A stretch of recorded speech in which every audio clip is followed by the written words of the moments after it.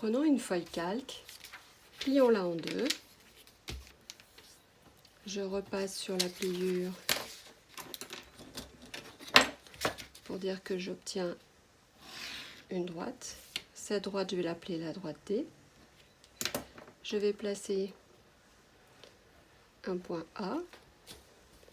Je plie la feuille calque. Superposition. Je redessine le point. Je le redessine à l'endroit. Ce point, je vais l'appeler A'. On vient de faire le symétrique par rapport à la droite D du point A. Donc on obtient un point qui s'appelle le point A'. On vient de faire une symétrie axiale. Axiale, c'est par rapport à une droite. Si je relie le point A au point A', je m'aperçois alors que le segment AA' forme un angle droit avec la droite D. Maintenant, si je mesure la distance qu'il y a entre le point A et la droite D, j'utilise le compas, je m'aperçois que j'ai exactement la même distance entre la droite et le point A'. On dit que le point A et le point A' sont symétriques par rapport à la droite D. Si, dans un exercice, on me donne une droite, on me donne un point, qu'on me demande de construire le symétrique de ce point par rapport à la droite, alors je prends mon équerre, je trace la perpendiculaire à la droite D, passant par le point A. Je prolonge.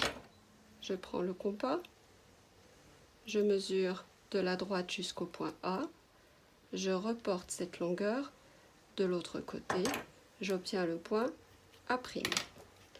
Je n'oublie pas de coder ma figure pour dire que j'ai une perpendiculaire et j'ai des segments de même longueur. Maintenant, quelles sont les propriétés de la symétrie axiale? La symétrie axiale, pour découvrir ses propriétés, on va utiliser GeoGebra. Ici, j'ai une fonctionnalité, je demande de tracer le symétrique de cette figure par rapport à ce point. J'obtiens un triangle. Si je mesure ici avec mon compas la longueur du segment CD, je m'aperçois que j'ai exactement la même longueur pour le segment C'D'. On dira donc que la symétrie axiale conserve la longueur des segments. Le segment CD, CE, c'est un ensemble de points qui sont tous alignés entre D et E. Eh bien, les symétriques de ces points-là, ils vont tomber sur le segment D'E', et ils vont être alignés entre D' et E'. La symétrie centrale conserve l'alignement. Si je mesure l'angle dont le sommet est E ici, je vais obtenir exactement la même mesure ici. On dit que la symétrie axiale conserve la mesure des angles. Le périmètre du triangle CDE, il va être identique au périmètre du triangle C'D', E'. On dit que la symétrie centrale conserve les périmètres et conserve aussi les aires.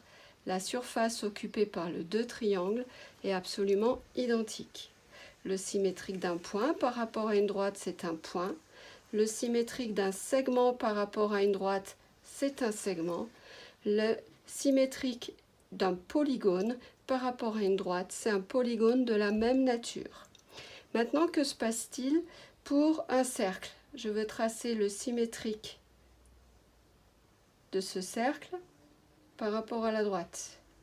Symétrique de ce cercle par rapport à la droite. Eh bien, j'obtiens un cercle qui va avoir exactement le même rayon que le premier cercle. Maintenant, si je déplace la droite,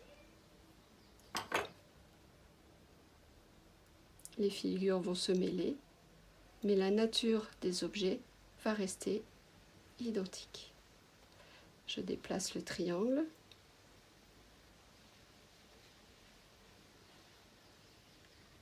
Ça reste un triangle.